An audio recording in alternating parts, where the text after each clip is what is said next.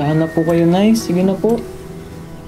Baka mapano pa po kayo nun eh. Nasa na sila. Tahan na po kayo, Nay. Hoy, lagay mo muna ito sa sentido ni Aling Belen. Para kumalma muna siya kahit pa paano. Hanapin mo sila. Huwagan ko lang si Alex ha. Baka sumagot na ngayon eh. Kabila po. We're sorry. The number you have reached is not in service. Ayun, nakausap ko yung kapitbahay niyo.